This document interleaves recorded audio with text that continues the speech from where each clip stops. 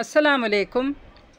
एक प्यारी सी कहानी आप सबके लिए जिसका नाम है एतबार, राइटर नौशीन फयाज़। अगर आप मेरे चैनल पर नए हैं तो चैनल को लाइक एंड सब्सक्राइब ज़रूर कीजिएगा। तो फिर कहानी सुन लीजिए। तुमने मुझे पहले क्यों नहीं बताया? मध्यम आवाज़ में तड़प वाज़ेह थी। इसके कमरे की तरफ आती आबदा बेगम चौंक कर रुक गई। देखो अली, अब्बा के जाने के बाद मैं अम्मी की तरफ से बहुत ही फ़िक्रमंद रहती हूँ। उन्होंने अब्बा की जुदाई का रोग दिल को लगा लिया और नतीजा तुम्हारे सामने है। कहते हुए वो रो पड़ी। एक तो इसके मैके वाले जान नहीं छोड़ते, कभी कोई मसला तो कभी कोई। कब से चाय का इंतज़ार कर रही हूँ, यहाँ मोहतरमा को फ़ोन पर बात करने से ही फुर्सत नहीं। आबदा बेगम ने जैसे ही इसके मुँह से अली का नाम सुना तो तिल मिला गई, क्योंकि आलिया के गरीब भाई से वो अच्छी तरह वाकिफ़ थी। आलिया, कहाँ हो? कब से आवाज़ें दे रही हूँ? उन्होंने ऊंची आवाज़ में पुकारा तो इसने घबरा कर खुदा हाफिज़ कहते हुए फ़ोन बंद किया और अपनी आंखें साफ़ करती तेज़ी से कमरे से बाहर निकल गई। अली का फ़ोन था, बता रहा था कि अम्मी की ईसीजी ठीक नहीं आई। डॉक्टर ने मज़ीद टेस्ट बताए हैं, कहीं इन्हें दिल का मसला तो नहीं। वो परेशानी से बताने लगी, इस उम्र में ऐसी तकलीफ़ें हो ही जाती हैं। सर में दर्द हो रहा है, जल्दी से चाय बनाओ। बेजारी से कहते हुए वो लाउंज की तरफ बढ़ गई। आलिया ने लब काटते हुए इन्हें वहाँ से जाते देखा। क्या मेरा कसूर यह है कि मैं गरीब घराने से ताल्लुक़ रखती हूँ, इसलिए कभी मुझे मेरे घर वालों को इज़्ज़त नहीं मिली? आज फिर वो मायूस होकर सोच रही थी। चाय चूल्हे पर रखकर माँ के बारे में सोचने लगी। 2 साल पहले बाप की मौत ने इसे बहुत खौफज़दा कर दिया था। वो हर लम्हा माँ की सेहत सलामती के लिए फ़िक्रमंद रहती। आजमाइशें बढ़ती जा रही थी। अचानक अली की नौकरी ख़त्म हो गई, जिसकी वजह से उनके हालात बहुत ख़राब हो गए। पहले ही वो सफ़ेद पोशी का भरम रखकर जी रहे थे, मगर बढ़ती महंगाई, बीवी और 2 बच्चों के साथ माँ की बीमारी का ख़र्चा उठाना कोई आसान नहीं था। अली ने इससे कभी मदद नहीं मांगी, हालांकि वो बड़ी बहन थी और खाते पीते घराने में ब्याही गई थी, जहाँ वो इकलौती बहू थी। मगर ससुराल में सारा कंट्रोल इसकी सास और शौहर हमज़ा के हाथ में था। वो अपने ख्यालों में खोई हुई थी जब 9 साला मूसा भागता हुआ किचन में दाखिल हुआ। उसने चौंक कर बेटे की तरफ देखा। अम्मी, बहुत गर्मी लग रही है, जल्दी से मैंगो शेक बना दें। इसने सुर्ख चेहरे के साथ का तो सर हिलाने लगी। हाँ जाओ, दादो के पास जाकर बैठो, मैं चाय बना कर ला रही हूँ। इसने मसरूफ़ अंदाज में कहा तो किचन से बाहर चला गया। कुछ देर के बाद वो दोनों चीज़ें लेकर लाउंज में दाखिल हुई। आबदा बेगम खुशगवार मूड में लाडले पोते से बातें कर रही थी। रात के खाने में चावल ज़रूर बनाना, आज रोटी खाने का दिल नहीं कर रहा। आलिया ने गहरी सांस लेकर उनके नए हुक्म को सुना। इसका इरादा था कि हमज़ा की आते ही कुछ देर के लिए माँ से मिलने चली जाए, मगर उनकी फरमाइश पूरी किए बगैर घर से बाहर नहीं जा सकती थी। बेदिली से किचन में आकर चावल बनाने की तैयारी करने लगी। जहन मैके में ही अटका हुआ था। मगरिब के वक्त थका आ रहा हमज़ा घर में दाखिल हुआ तो सब भूल कर इसकी खिदमत में लग गई। ये घर का खर्चा और आपका जेब खर्च। रात को खाने के बाद हमज़ा माँ के साथ बैठकर हिसाब किताब करते हुए पैसे दे रहा था। जब चाय बनाकर लाती आलिया ठिठक कर रुक गई। आबदा बेगम ने इसका ठिठकना महसूस कर लिया। जल्दी से पैसे बटुए में रखते हुए इसे घूरा।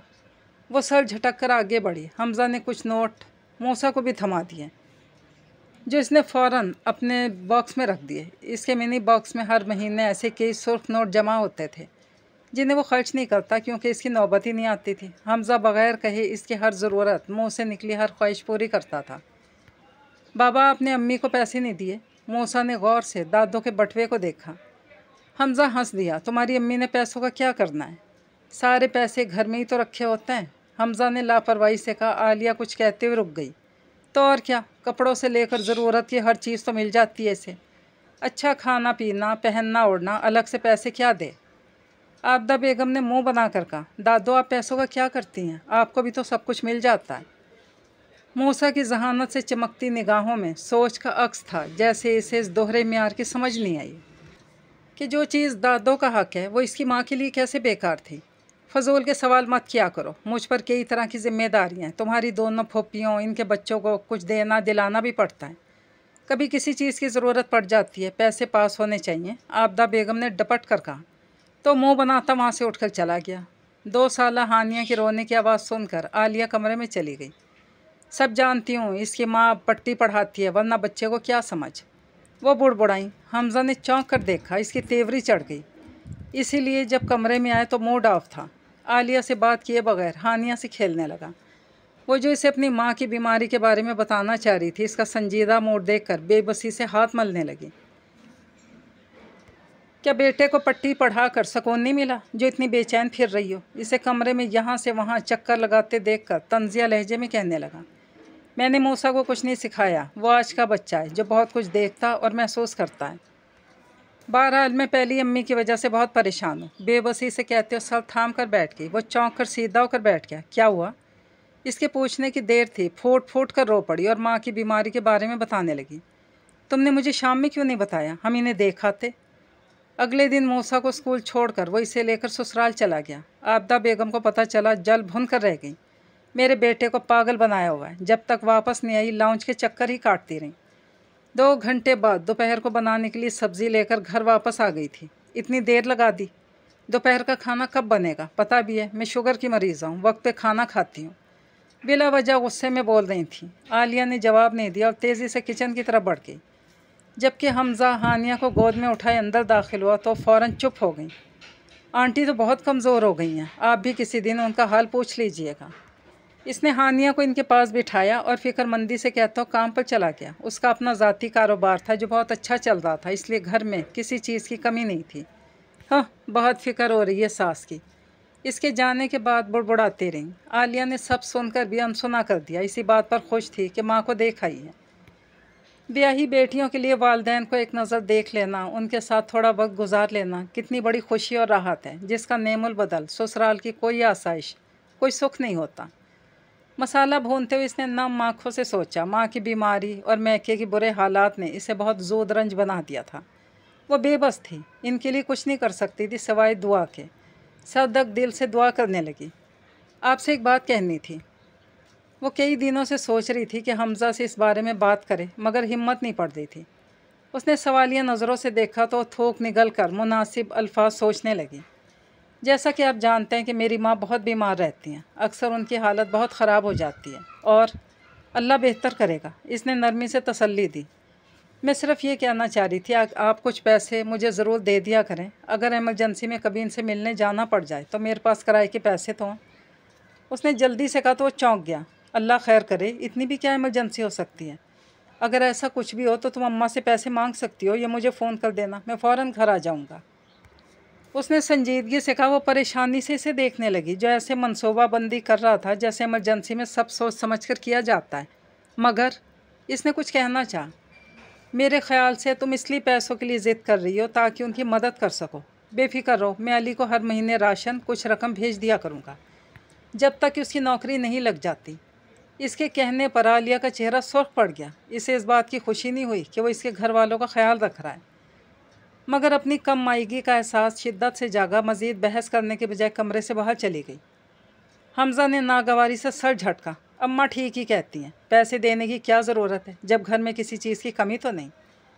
वो बुड़बुड़ाने लगा। दरअसल वो इन मर्दों में से था जो अपनी मर्ज़ी से जितने चाहे पैसे खर्च कर देते हैं, मगर बीवी को एक धेला देते हुए सोच में पड़ जाते हैं।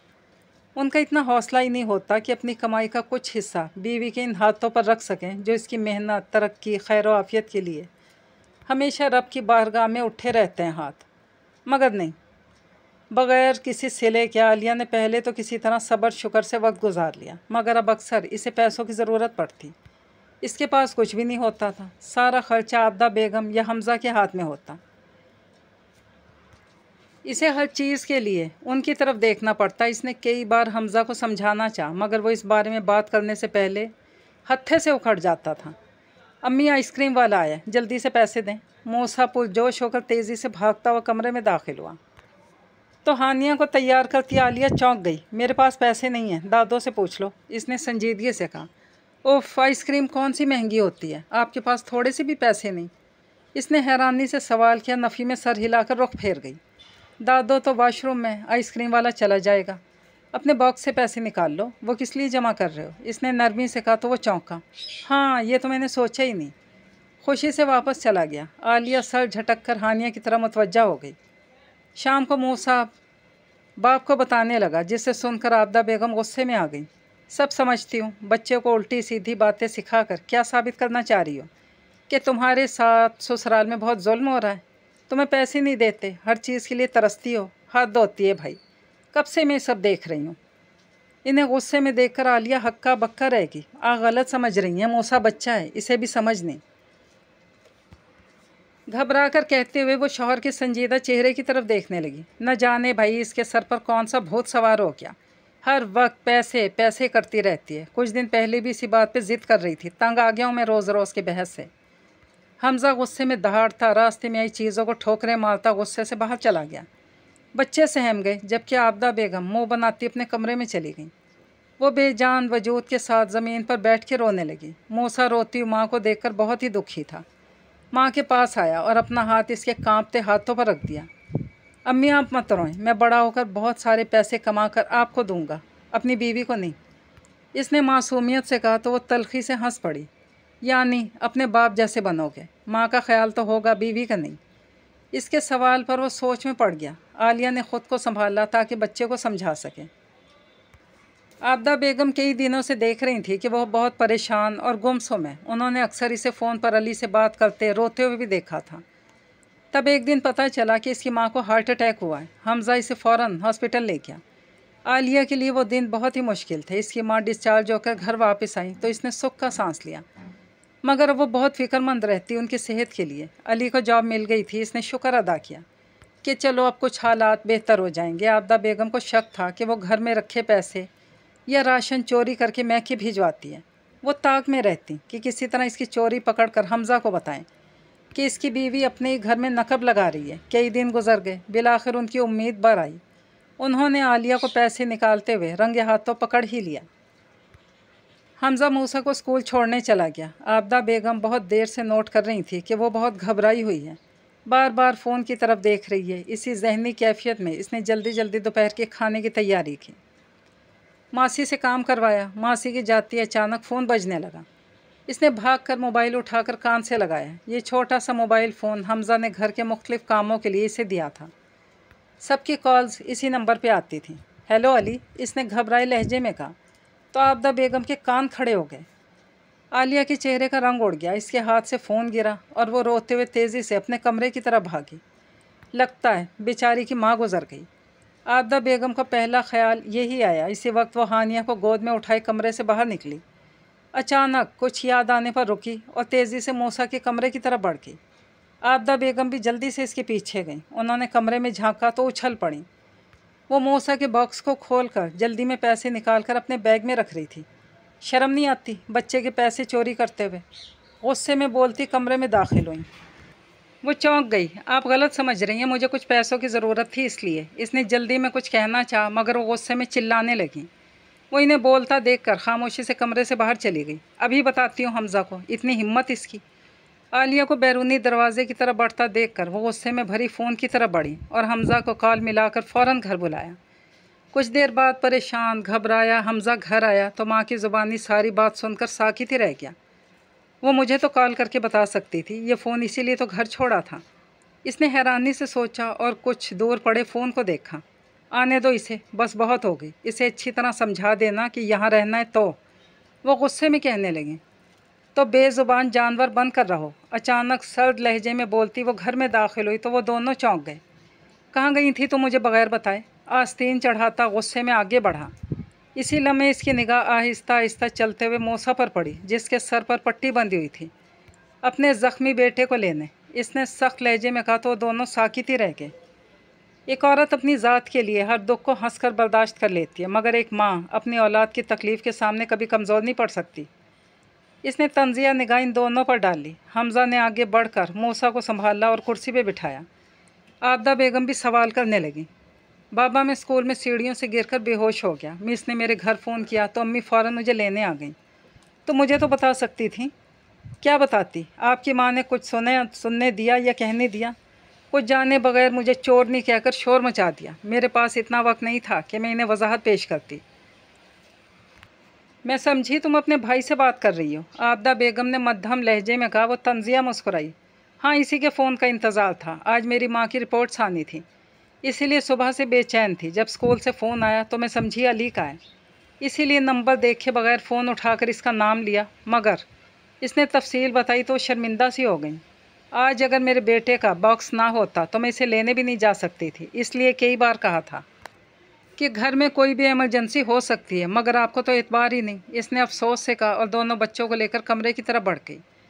اتنے سالوں میں حمزہ پہلی بار اس کے سامنے شرمندہ ہوا تھا۔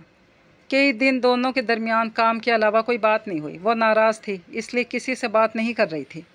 عابدہ بیگم بھی کھسیانی ہو کر ادھر ادھر مصروف رہتی۔ کچھ دنوں کی بات ہے، سب بھول بھال جائیں گے، وہ مطمئن تھی۔ کچھ دن بعد سچ میں ایسا ہی ہوا۔ جب مہینے کی شروع ہوتے ہی حمزہ حسب معمول تنخواہ کے پیسے گھر لایا تو سب سے پہلے ماں کو ان کا جیب خرچ دیا۔ یہ پیسے صرف ان کی ذاتی خواہشوں کے لیے تھے، باقی ہر خرچہ حمزہ پورا کرتا۔ وہ ماں کو پیسوں کے لیے پریشان یا تنگ نہیں رکھنا چاہتا تھا، اس لیے ہر مہینے ایک بڑی رقم انہیں پاکٹ منی کے نام پر دیتا تاکہ وہ اپنی مرضی سے جو دل چاہے کریں۔ عابدہ بیگم نے خوش ہو کر جلدی سے پیسے بٹوے میں رکھ لیے۔ اب وہ منتظر تھیں کہ حمزہ خرچے کے پیسے بھی تھمائے تاکہ وہ انہیں سنبھال لیں۔ حمزہ نے موسیٰ کو اس کی پاکٹ منی دی اور فوراً اسی باکس میں چلی گئی۔ عالیہ وہاں سے جانے لگی تو اس نے پکارا، آج سے گھر کا خرچہ تم چلاؤ گی، یہ تمہارے پیسے اور یہ گھر کا خرچہ۔ اس نے سنجیدگی سے کہا اور ساکت کھڑی عالیہ کو پیسے پکڑائے۔ اس نے حیران نگاہوں سے پہلے اسے، پھر بت بنی عابدہ بیگم کو دیکھا۔ وہ بے یقین نگاہوں سے بیٹے کو دیکھ رہی تھی۔ موسیٰ حیرت اور خوشی سے ماں کے ہاتھ میں رکھے ڈھیر سارے پیسے دیکھ رہا تھا۔ حمزہ نے ایک نظر میں سب کے چہروں کو پڑھا، جس میں اس کا ماضی، حال اور مستقبل صاف نظر آ رہا تھا۔ اس نے نرمی سے اپنی ماں کے ہاتھ تھامے اور بوسہ دے کر آنکھوں سے لگایا۔ اماں، بہت سال ہم نے اس کے ساتھ ناانصافی کی ہے۔ اس دن آپ نے بغیر سوچے سمجھے الزام لگا کر اس کی عزت نفس کو کچل دیا۔ اس الزام کی تلافی میں آپ کا بیٹا ہو کر یہ کر رہا ہوں تاکہ دونوں جہاں میں ہم ماں بیٹا سرخرو ہو سکیں۔ ویسے ہی میں اس گھر کا سربراہ ہوں، میں رب کے آگے سب کے لیے جواب دہ ہوں گا۔ گھر کا سربراہ اگر توازن قائم نہ کرے تو اس کا حساب بہت ہی سخت ہوگا۔ اس کی بات سن کر وہ رونے لگی۔ بیٹا ہو کر ماں کے برے رویے کو مٹانے کی کوشش کر رہا تھا تاکہ وہ رب کے غضب سے بچ سکیں۔ عالیہ کی آنکھیں بھی نم ہو گئیں۔ اس نے پیسے واپس کرنے کے لیے آگے ہاتھ بڑھائے تو عابدہ بیگم نے نرمی سے روک دیا۔ حمزہ ٹھیک کہہ رہا ہے، اب تمہارا وقت ہے، مجھے امید ہے تم میری طرح بے انصافی کا کام نہیں لوگی۔ وہ دھیرے سے مخاطب ہوئیں اور وہاں سے اٹھ کر اپنے کمرے میں چلی گئیں۔ حمزہ بھی نماز پڑھنے چلا گیا۔ عالیہ نے ایک نظر اپنے ہاتھ میں پکڑے پیسوں پر ڈالی اور دوسری نگاہ گھر پر۔ اچانک اس کی نظر موسیٰ کے منی باکس پر پڑی۔ وہ کچھ دیر اسے دیکھتی رہی، پھر مسکرا کر اٹھا لیا۔ اچھے برے ہر لمحے نے وقت کا حصہ بننا ہی ہوتا ہے، بس صبر سے ان سخت لمحوں کو گزرنے دو کہ اپنا اپنا وقت ایک بار سب کے حصے میں ضرور آتا ہے۔ اس لیے اپنی زندگی کے ہر رشتے کو اعتبار دو، کیونکہ برے وقت میں اعتبار کا منی باکس ہی کام آئے گا۔ یہ کہانی اپنے اختتام کو پہنچی۔ اللہ حافظ۔